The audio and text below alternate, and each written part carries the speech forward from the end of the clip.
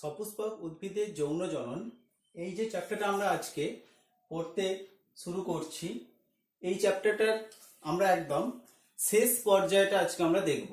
অর্থাৎ আজকে আমরা যেটা আমরা এতদিন ধরে চ্যাপ্টারটা পড়ছিলাম, আজকে চ্যাপ্টারটা কিন্তু শেষ হয়ে যাবে। প্রথম আমরা দেখব অ্যাপোমিক্সিস। এই অ্যাপোমিক্সিস কথাটি অর্থ কি?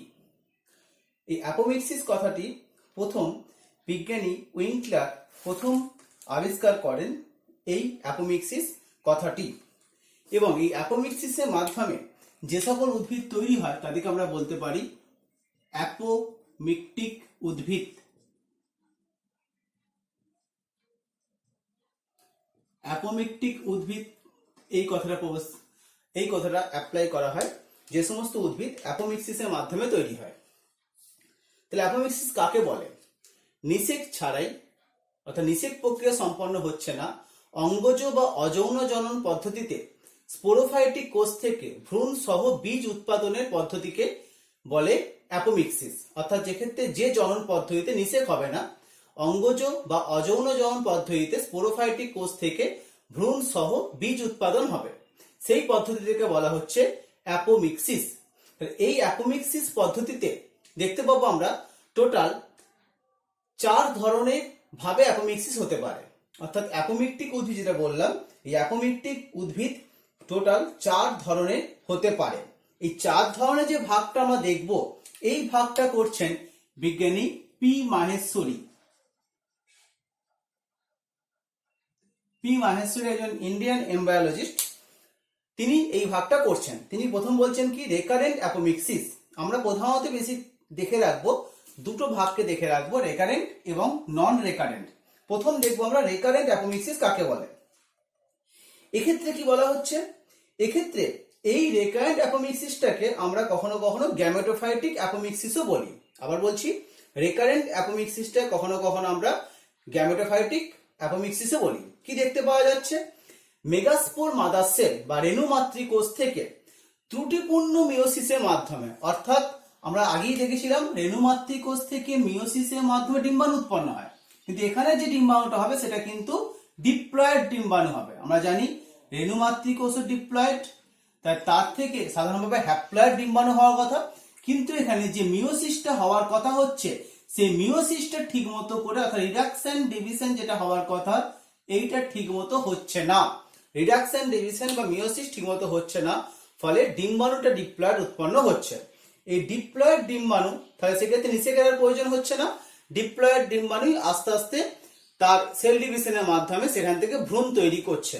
অ্যালিয়াম এই উদ্ভিদে রেকারেন্ট অ্যাপোমিক্সিস দেখতে পাওয়া যেতে পারছে। অ্যালিয়ামে দেখতে পাওয়া যায়, ম্যালাস যেটা আপেল বলা হচ্ছে তাতে দেখতে পাওয়া যায়। এই ধরনের কিছু উদ্ভিদের ক্ষেত্রে আমরা রেকারেন্ট অ্যাপোমিক্সিস দেখতে পাচ্ছি। নন রেকারেন্ট অ্যাপোমিক্সিস এটা কাকে বলা হচ্ছে? এখানে বলা হচ্ছে যে ডিম্বাণু উৎপন্ন হলো, ডিম্বাণুটা হলো হ্যাপ্লয়েড, কিন্তু সেই ডিম্বাণুটা নিষিক্ত হলো না। অর্থাৎ ডিম্বাণু হ্যাপ্লয়েড, তাহলে ডিম্বাণুটা দেখতে পাচ্ছি আমরা এন, সেই হ্যাপ্লয়েড ডিম্বাণু থেকে সরাসরি হ্যাপ্লয়েড ভ্রূণ তৈরি হয়ে গেল। হ্যাপ্লয়েড ডিম্বাণু থেকে সরাসরি হ্যাপ্লয়েড ভ্রূণ তৈরি হয়ে গেল, যেটা দেখতে পাওয়া যাচ্ছে নিকোটিগানা নামক উদ্ভিদে এই অ্যাপোমিক্সিস দেখতে পাওয়া যেতে পারছে। যেটা আমরা তামাক গাছ যেটা বলছি, এছাড়া বন বেগুন বলে একটা গাছ দেখতে পাওয়া যায়, তাতেও কিন্তু এই ধরনের অ্যাপোমিক্সিস দেখতে পাওয়া যেতে পারে। নেক্সট হচ্ছে অ্যাডভেন্টেটিভ অ্যাপোমিক্সিস। এক্ষেত্রে বলা হচ্ছে কি, আমরা জানি যে ভ্রূণ তৈরি হয় ভ্রূণস্থলীর মধ্যে, ডিম্বাণু থাকে ভ্রূণস্থলীর মধ্যে, কিন্তু ভ্রূণস্থলীর হ্যাপ্লয়েড ভ্রূণস্থলীর বাইরে যা যা আছে, সে হতে পারে সেটা নিউসেলাস বা ডিম্বক ত্বক, এরা কিন্তু ডিপ্লয়েড। তাহলে এই ক্ষেত্রে এই ধরনের অ্যাপোমিক্সিসের ক্ষেত্রে কিভাবে নতুন গাছ তৈরি হচ্ছে বা ভ্রূণ সহ বীজ তৈরি হচ্ছে, ডিম্বক ত্বক বা নিউসেলাস, অর্থাৎ যেটা কোথায় আছে, যেটা কিন্তু ভ্রূণস্থলীর বাইরে আছে, সেইটা ডিপ্লয়েড, তার থেকে সরাসরি ভ্রূণ তৈরি হয়ে যাচ্ছে। অর্থাৎ ডিম্বকের বাইরে, ভ্রূণস্থলীর বাইরে যে ডিপ্লয়েড কলা দেখতে পাওয়া যায়, সে ডিপ্লয়েড কলা হতে পারে ডিম্বক ত্বক, হতে পারে নিউসেলাস, তার থেকে সরাসরি ভ্রূণ তৈরি হয়ে যাচ্ছে। তাই এটাকে বলা হচ্ছে অ্যাডভেন্টেটিভ অ্যাপোমিক্সিস। কোথায় দেখতে পাওয়া যায়? এই ধরনের উদ্ভিদ দেখতে পাওয়া যায় ফণিমনসায় দেখতে পাওয়া যায়, লেবুতে দেখতে পাওয়া যায়, এইগুলোর ক্ষেত্রে দেখতে পাওয়া যাচ্ছে অ্যাডভেন্টেটিভ অ্যাপোমিক্সিস। লাস্ট অফ অল আসছে ভেজিটেটিভ অ্যাপোমিক্সিস, যেটা আমরা অলরেডি আগেও পড়েছি যে বেশ কিছু উদ্ভিদে কিছু অঙ্গজ মুকুল দেখতে পাওয়া যায়, যেমন বুলবিলটা এক ধরনের অঙ্গজ মুকুল। তাহলে বুলবিল টাইপের যে অঙ্গজ মুকুল দেখতে পাওয়া যাচ্ছে, এইটা পরবর্তীকালে বৃদ্ধি পেয়ে তার থেকে নতুন উদ্ভিদ সৃষ্টি করতে পারছে, একে বলা হচ্ছে ভেজিটেটিভ অ্যাপোমিক্সিস। তাহলে বললাম কোন দুটো বেশি ইম্পর্টেন্ট, রেকারেন্ট এবং নন রেকারেন্ট অ্যাপোমিক্সিসটাই বেশি ইম্পর্টেন্ট। তাহলে অ্যাপোমিক্সিসের গুরুত্ব কি বা অ্যাপোমিক্সিস ফলে আমাদের সুবিধা কি হচ্ছে?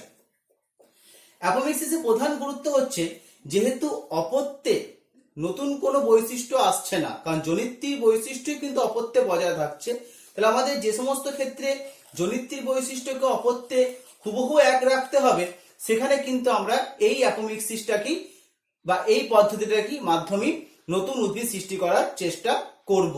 আর কি দেখতে পাওয়া যায়? এই পদ্ধতির মাধ্যমে হ্যাপ্লয়েড উদ্ভিদ সৃষ্টি করা যেতে পারছে।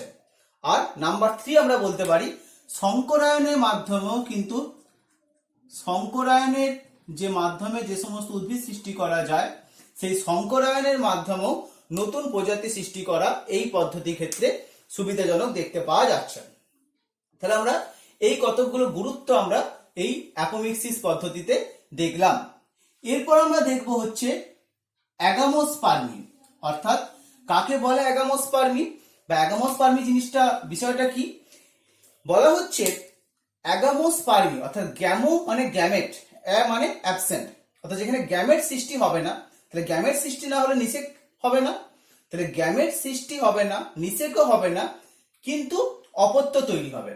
অর্থাৎ এই অ্যাগামোস্পার্মির ডেফিনেশনে বলতে পারা যায় গ্যামেট বা নিষেক ছাড়া, গ্যামেট উৎপন্ন হচ্ছে না এবং নিষেক হচ্ছে না, তাছাড়াও এই দুটি ছাড়াও দেখতে পাওয়া যাচ্ছে অযৌন জনন পদ্ধতিতে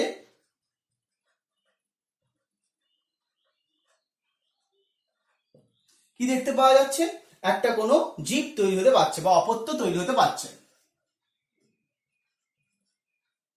অযৌন জনন পদ্ধতিতে অপত্য দেখতে পাওয়া যেতে পারছে, তখন তাকে বলা হচ্ছে অ্যাগামোস্পার্মি। আমরা আরো দুখানা টার্ম এখানে দেখবো, এই দুটো খুব ইম্পর্টেন্ট ভাইটাল টার্ম, একটা অ্যাপোস্পোরি আর একটা অ্যাপোগ্যামি। প্রথম দেখবো অ্যাপোস্পোরি কাকে বলে। অ্যাপোস্পোরির ডেফিনেশনটা কি? আর্কিস্পোরিয়াল কোষ বা নিউসেলাস কোষ থেকে ভ্রূণস্থলী তৈরি হচ্ছে। কি বললাম? আর্কিস্পোরিয়াল কোষ বা নিউসেলাস কোষ থেকে ভ্রূণস্থলী তৈরি হচ্ছে, তাকে বলা হচ্ছে অ্যাপোস্পোরি। আমরা যদি খুব সহজভাবে দেখার চেষ্টা করি তাহলে কি দেখতে পাবো? এখানে দেখতে পাবো সহজভাবে বলতে গেলে স্পোরোফাইটিক কোন একটা কোষ আছে যেটা ডিপ্লয়েড, সেই স্পোরোফাইটিক কোষ থেকে গ্যামেটোফাইট তৈরি হবে, তখন সেক্ষেত্রে মিওসিস হয়। কিন্তু এখানে কি হচ্ছে? স্পোরোফাইটিক কোষ থেকে সরাসরি গ্যামেটোফাইট তৈরি হচ্ছে, কিন্তু মাঝে কোনো মিওসিস প্রক্রিয়া হচ্ছে না। স্পোরোফাইটিক কোষ থেকে সরাসরি গ্যামেটোফাইট তৈরি হচ্ছে, কিন্তু মাঝে কোনো মিওসিস হচ্ছে না। তাহলে এখানে স্পোরোফাইট ডিপ্লয়েড, গ্যামেটোফাইটও ডিপ্লয়েড। এই ধরনের ক্ষেত্রে যে সকল ভাবে উদ্ভিদ তৈরি হচ্ছে তাকে আমরা বলতে পারছি অ্যাপোস্পোরি। কি বললাম? স্পোরোফাইট ডিপ্লয়েড, আবার গ্যামেটোফাইটে কিন্তু ডিপ্লয়েড দেখতে পাওয়া যাচ্ছে। এই ধরনের ক্ষেত্রকে বলা হচ্ছে অ্যাপোস্পোরি। অ্যাপোস্পোরি কিছু ভাগ দেখতে পাওয়া যায়, হ্যাপ্লয়েড অ্যাপোস্পোরি, ডিপ্লয়েড অ্যাপোস্পোরি, তবে সেগুলো সেরকমভাবে করার প্রয়োজন হচ্ছে না। অ্যাপোগ্যামি কাকে বলা হচ্ছে? ঠিক অপোজিট দেখতে পাওয়া যায় সহকারী কোষ বা প্রতিপাদক কোষ, যারা এমনি হ্যাপ্লয়েড, সেখান থেকে যদি ভ্রূণ তৈরি হয়, তাহলে গ্যামেটোফাইট থেকে সরাসরি স্পোরোফাইট তৈরি হচ্ছে কোনো নিষেক ছাড়া। তাহলে গ্যামেটোফাইট সাধারণত কি হয়? গ্যামেটোফাইট থেকে গ্যামেট তৈরি হয়, গ্যামেটের নিষেক হয়, নিষেক থেকে ভ্রূণ তৈরি হয়, কিন্তু নিষেক ছাড়াই ভ্রূণ তৈরি হচ্ছে, তাই এই পদ্ধতিকে বলা হচ্ছে অ্যাপোগ্যামি। তাহলে অ্যাপোস্পোরি অ্যাপোগ্যামির কিন্তু ডেফিনেশনটা আমাদের কিন্তু করে রাখতে হচ্ছে। এরপর আমরা একটা বিষয় আলোচনা করবো, যেটা আমরা অলরেডি ক্লাস 10-এ বা 11-এও বেশ কিছু ক্ষেত্রে পড়েছি, সেটা হচ্ছে পার্থেনোকার্পি। তাহলে পার্থেনোকার্পি কথাটা কাকে বলা হচ্ছে? সপুষ্পক গুপ্তবীজী উদ্ভিদের ক্ষেত্রে পরাগযোগ ও নিষেক ছাড়া যে সমস্ত ভাবে নতুন ডিম্বাশয় থেকে ফল তৈরি হচ্ছে, অর্থাৎ কি বললাম? সপুষ্পক গুপ্তবীজী উদ্ভিদে পরাগযোগ নিষেক ছাড়া ডিম্বাশয় থেকে বীজহীন ফল তৈরিকে বলা হচ্ছে পার্থেনোকার্পি। এর আমরা কতগুলো ভাগ দেখতে পাবো। প্রথম ভাগ দেখবো কি, সেটা হচ্ছে প্রাকৃতিক বা তারপর পরিবেশগত, আবিষ্ট এবং জেনেটিক। তাহলে প্রাকৃতিক পার্থেনোকার্পি কাকে বলা হচ্ছে? তাহলে এক্ষেত্রে কোনো প্রকার প্রভাবক নেই, অর্থাৎ নেচারের দ্বারাই, প্রকৃতির দ্বারাই কোনো একটা ভাবে বীজবিহীন ফল তৈরি হয়ে যাচ্ছে। কি বললাম, এক্ষেত্রে কোনো প্রভাবক দেখতে পাওয়া যাচ্ছে না, হরমোন বা জিনগত কোনো প্রভাবক দেখতে পাওয়া যাচ্ছে না, কিন্তু নিষেক হচ্ছে না, অর্থাৎ পরাগযোগ হয়তো হলো, পরাগযোগ হওয়া সত্ত্বেও নিষেক হলো না, নিষেক না হয়েই ফলটা তৈরি হয়ে যাচ্ছে, তখন তাকে বলা হচ্ছে প্রাকৃতিক পার্থেনোকার্পি। বা যদি কোনো কারণে নিষেক হলো, নিষেক হওয়া সত্ত্বেও সেখানে দেখতে পাওয়া যাচ্ছে ভ্রূণ নষ্ট হয়ে যাচ্ছে বা বীজ তৈরি হচ্ছে না, এইরকম ভাবেই এই প্রাকৃতিক পার্থেনোকার্পি দেখতে পাওয়া যেতে পারছে। পরিবেশগত কাকে বলা হচ্ছে, যদি কখনো দেখতে পাওয়া যায় পরিবেশে কিছু অ্যাডভার্স এফেক্টের জন্য, হয়তো কোনো কারণে কোনো লো টেম্পারেচার, কুয়াশা, তুষারপাত বা কোনো কারণে টেম্পারেচার খুব কম, এই ধরনের ক্ষেত্রে দেখতে পাওয়া যায় যে কোনো একটা ভাবে তার পার্থেনোকার্পি দেখতে পাওয়া যায়, তখন তাকে বলা হচ্ছে পরিবেশগত পার্থেনোকার্পি। যেটা ক্যাপসিকাম জাতীয় উদ্ভিদে দেখতে পাওয়া যায়, এই পরিবেশগত পার্থেনোকার্পি দেখতে পাওয়া যেতে পারছে। এরপরে একটা দেখতে পাওয়া যেটা আমরা অনেক ক্ষেত্রেই করে থাকি, হচ্ছে আবিষ্ট পার্থেনোকার্পি। কি বলা হচ্ছে, আবিষ্ট পার্থেনোকার্পি। এই পার্থেনোকার্পিটা আমরা বিভিন্ন প্রকার হরমোন প্রয়োগের মাধ্যমে করে থাকি। কি কি হরমোন দেখতে পাওয়া যায়, IAA অক্সিন বা IBA, জিব্রাইলিক অ্যাসিড, সাইটোকাইনিন, বিভিন্ন প্রকার হরমোন প্রয়োগে দেখতে পাওয়া যায় এই ধরনের পার্থেনোকার্পি আমরা করে থাকি। তাহলে এক্ষেত্রে আবিষ্ট কেন বলা হচ্ছে, যেহেতু আমরা বাইরে থেকে কিছু অ্যাপ্লাই করছি, কিছু উদ্দীপনা অ্যাপ্লাই করছি, সেই উদ্দীপনা অ্যাপ্লাই করার জন্য নিষেক ছাড়াই ডিম্বাশয়টা ফলে পরিণত হয়ে যাচ্ছে। এই ধরনের পার্থেনোকার্পি আমরা দেখতে পাচ্ছি, আপেলে দেখতে পাওয়া যাচ্ছে, নাশপাতি দেখতে পাওয়া যাচ্ছে, কখনো কখনো আঙ্গুর তাতে দেখতে পাওয়া যায়, বা পেয়ারা দেখতে পাওয়া যায়। এবং আরেক ধরনের সেটা ভাগ হচ্ছে জেনেটিক পার্থেনোকার্পি। তা কাকে বলবো জেনেটিক পার্থেনোকার্পি, কোনো একটা জেনেটিক পরিবর্তনের মাধ্যমে, সেটা হতে পারে মিউটেশনের মাধ্যমে হতে পারে, বা দেখতে পাওয়া যাচ্ছে কি তার সংকরায়নের ফলে হতে পারে। সংকরায়ন বা মিউটেশন এরকম কিছু কিছু কারণের জন্য জিনগত পরিবর্তন করেও কিন্তু আমরা পার্থেনোকার্পি করে থাকতে পারি, তখন তাকে বলা হচ্ছে জেনেটিক পার্থেনোকার্পি। এই জেনেটিক পার্থেনোকার্পি দেখতে পাওয়া যায় কলা, আপেল বা আঙ্গুর, এরকম কিছু কিছু ক্ষেত্রে এই জেনেটিক পার্থেনোকার্পি দেখতে পাওয়া যাচ্ছে। তাহলে পার্থেনোকার্পির গুরুত্ব কি হবে, আমরা পার্থেনোকার্পি কোন কোন জায়গাতে ব্যবহার করতে পারবো।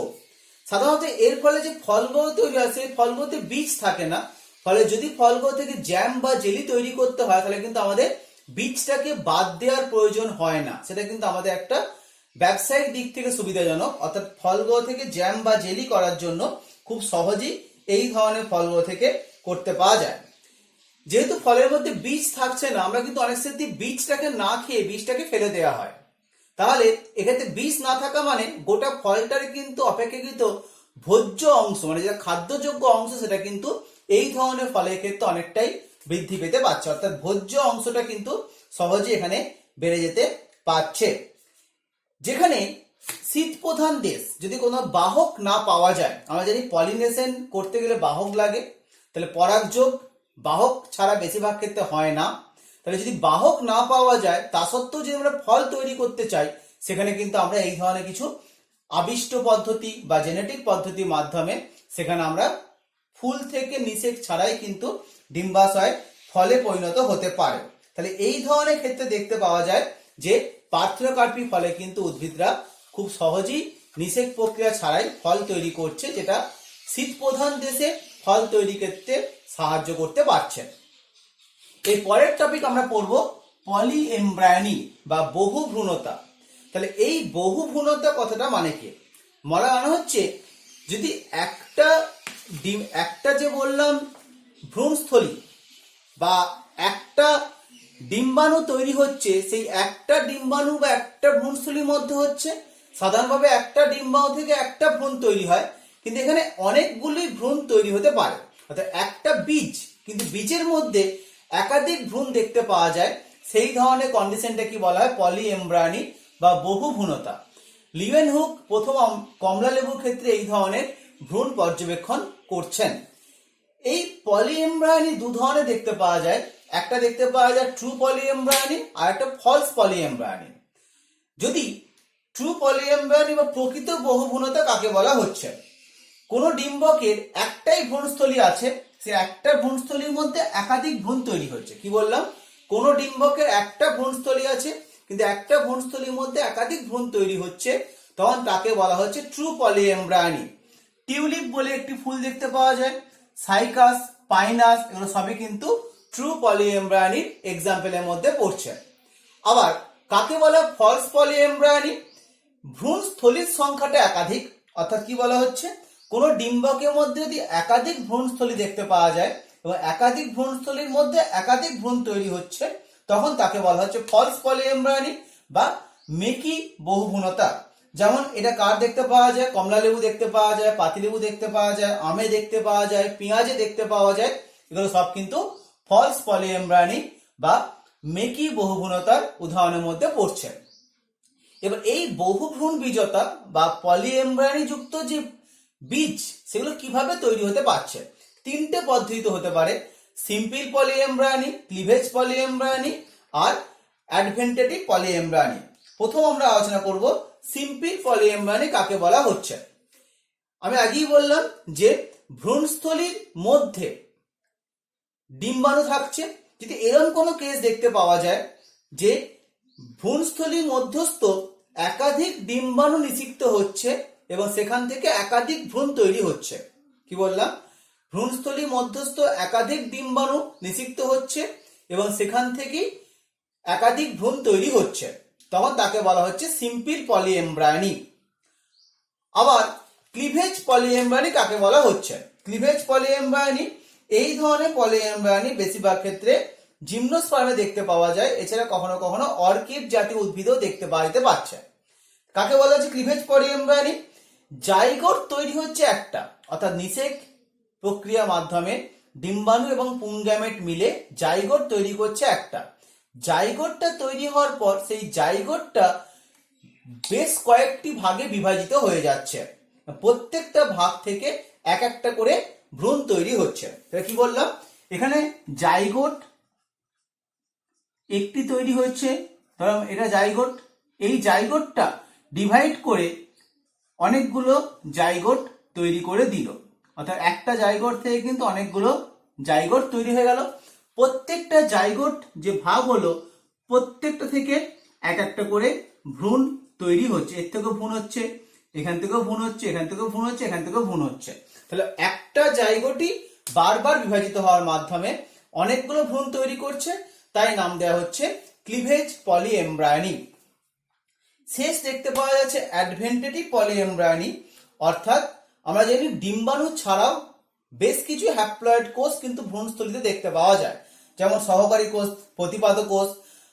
তার মধ্যে সহকারী বা প্রতিপাদক কোষ কোনো কারণে নিষিক্ত হয়ে যেতে পারে, আবার কোনো কারণে ভ্রূণস্থলীর বাইরে যে ডিপ্লয়েড টিস্যু আছে, নিউসেলাস বা ইন্টেগুমেন্ট, সেখান থেকেও কোনো কারণে নিষেক ছাড়াই ভ্রূণ তৈরি হতে পারে। তাহলে এই ধরনের কেসটাকে বলা হচ্ছে অ্যাডভেন্টেটিভ পলিএমব্রায়োনি। তাহলে আমরা কি বললাম? বেশ কিছু ক্ষেত্রে বললাম যে ভ্রূণ তৈরি হতে পারছে। যেমন এখানে একটা ছবি দেখানো আছে, যেখানে দেখানো আছে কি, যে এটা হচ্ছে মাঝখানে যে নীল বর্ডারের যে অংশ, সেটা হচ্ছে ভ্রূণস্থলী। সেই ভ্রূণস্থলীর মধ্যে একটি ডিম্বাণু ছিল যার থেকে প্রকৃত ভ্রূণ তৈরি হয়েছে। এই ভ্রূণস্থলীর বাইরে যে অংশ, তার নাম হচ্ছে নিউসেলাস। ভ্রূণস্থলীর বাইরে আছে নিউসেলাস, আবার নিউসেলাসের বাইরে আছে লাল বর্ডারে যেটা হচ্ছে ইন্টেগুমেন্ট বা ডিম্বক ত্বক। তাহলে আমরা দেখতে পাচ্ছি বেশ কিছু ভ্রূণ কিন্তু নিউসেলাস থেকে তৈরি হয়েছে, তাই নাম দেওয়া হয়েছে নিউসেলার ভ্রূণ। আবার বেশ কিছু ভ্রূণ ডিম্বক ত্বক থেকে সৃষ্টি হয়েছে, তার নাম দেওয়া হয়েছে ডিম্বক ত্বক ভ্রূণ। তাহলে এখানে নিউসেলাস বা ডিম্বক ত্বক দুটোই কিন্তু ডিপ্লয়েড। তাহলে এই ডিপ্লয়েড থেকে ভ্রূণ তৈরি হলে সেখানে নিষেকের প্রয়োজন হচ্ছে না, নিষেক ছাড়াই ভ্রূণ হয়ে যেতে পারছে। আর এইটা হচ্ছে প্রকৃত ডিম্বাণু, যার থেকে প্রকৃত ভ্রূণ দেখতে পাওয়া যেতে পারছে। লেবুর ক্ষেত্রে আমরা এই ধরনের ছবি অনেকটা দেখতে পাই, একসঙ্গে 20টা থেকে 30টা পর্যন্ত ভ্রূণ লেবুতে দেখতে পাওয়া যেতে পারছে। পলিএমব্রায়োনির গুরুত্ব কি?